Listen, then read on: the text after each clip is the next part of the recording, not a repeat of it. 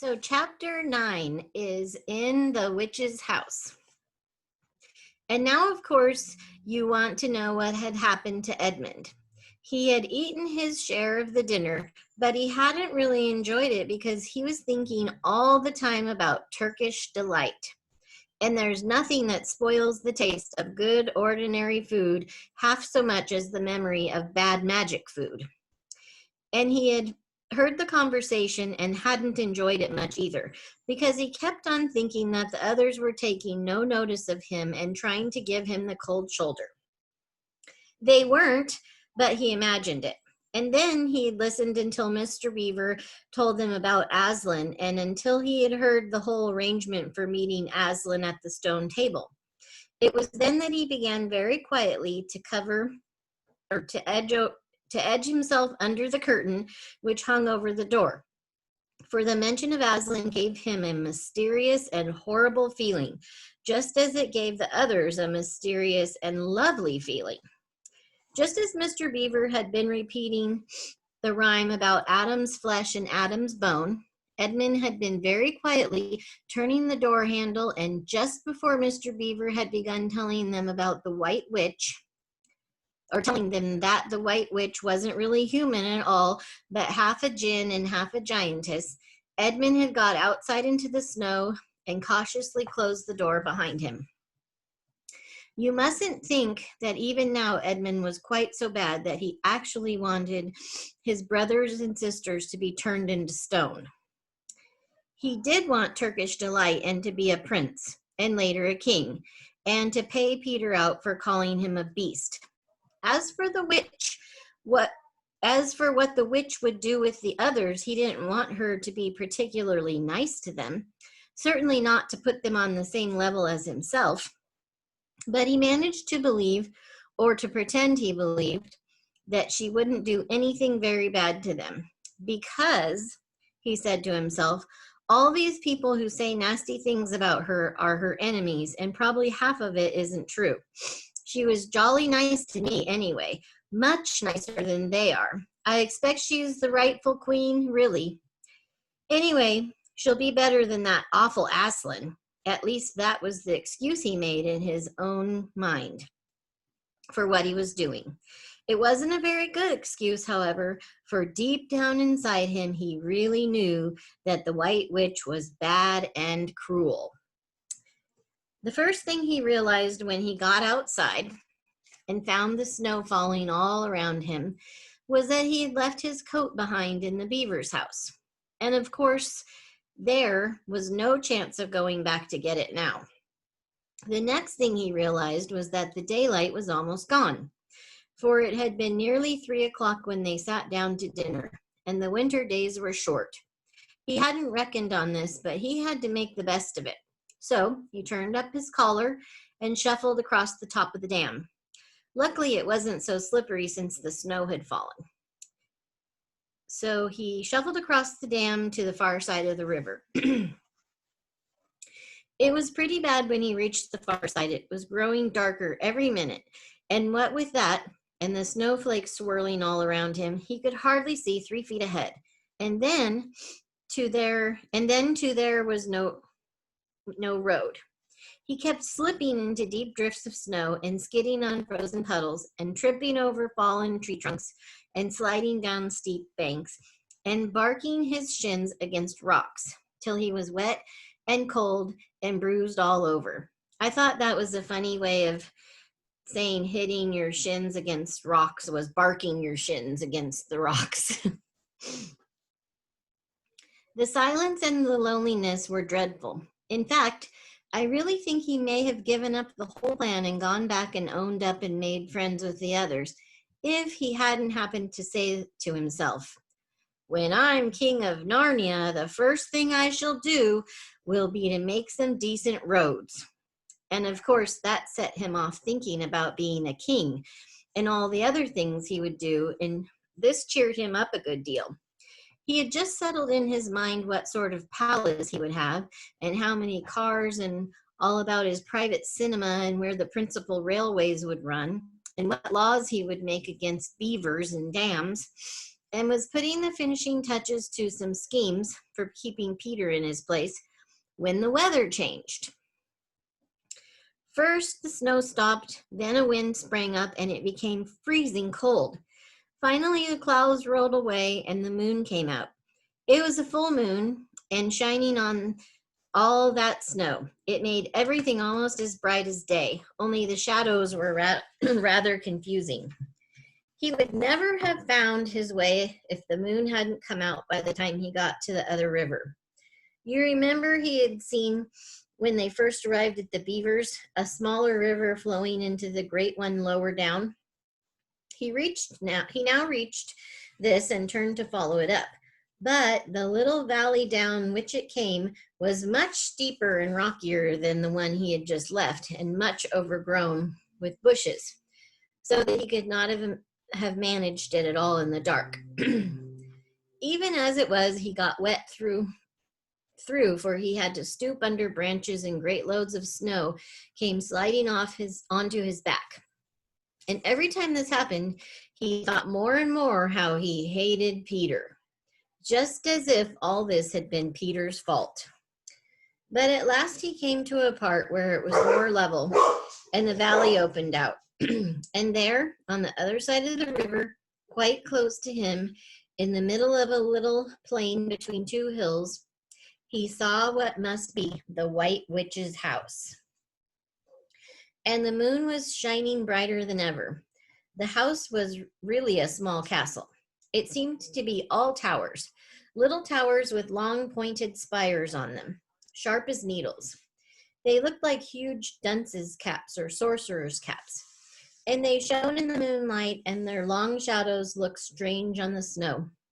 Edmund began to be afraid of the house.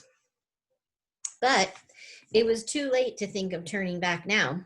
He crossed the river on the ice and walked up to the house. There was nothing stirring, not the slightest sound anywhere. Even his own feet made no noise on the deep, newly fallen snow. He walked on, past corner after corner of the house, and past turret after turret to find the door. He had to go right round to the far side before he found it. It was a huge arch, but the great iron gates stood wide. Edmund crept up to the arch and looked inside, into the courtyard, and there he saw a sight that nearly made his heart stop beating. Just inside the gate, with the moonlight shining on it, stood an enormous lion, crouched as if it was ready to spring.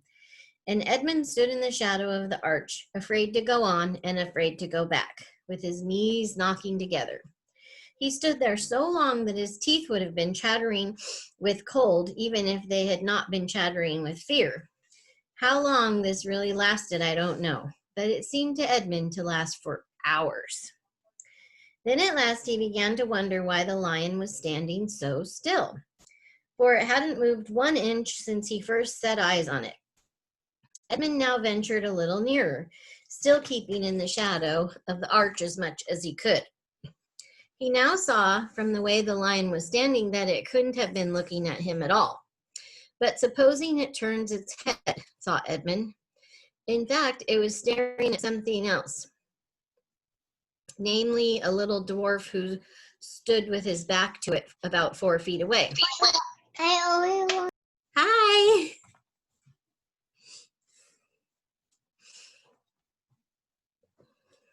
Aha, thought Edmund.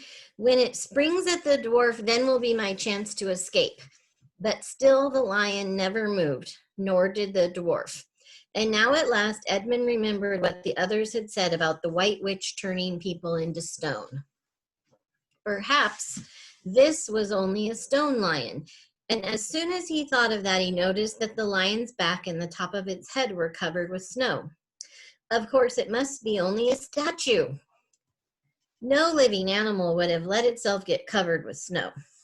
Then, very slowly and with his heart beating as if it would burst, Edmund ventured to go up to the lion. Even now he hardly dared to touch it, but at last he put out his hand very quickly and did. It was cold stone. He had been frightened of a mere statue. The relief that which Edmund felt was so great that in spite of the cold, he suddenly got warm all over, right down to his toes. And at the same time, there came into his head what seemed a perfectly lovely idea. Probably, he thought, this is the great lion Aslan, as they were all talking about. She's caught him already and turned him into stone. So that's the end of all their fine ideas about him. Pooh, who's afraid of Aslan? And he stood there gloating over the stone lion, and presently he did something very silly and childish. He took a stump of lead pencil out of his pocket and scribbled a mustache on the lion's upper lip, and then a pair of spectacles on its eyes. Then he said, "Yeah, silly old Aslan, how do you like being a stone? You thought yourself mighty fine, didn't you?" But in spite of the scribbles on it, the face of the great stone beast still looked so terrible and sad and noble, staring up in the moonlight, that Edmund didn't really get any fun out of jeering at it. He turned away and began to cross the courtyard. As he got into the middle of it, he saw that there were dozens of statues all about, standing here and there, rather as the pieces stand on a chessboard when it is halfway through the game. There were stone satyrs and stone wolves and bears and foxes and catamountains of stone. There were lovely stone shapes that looked like women, but who were really the spirits of trees. There was the great shape of a centaur and a winged horse and a long, lithe creature that Edmund took to be a dragon.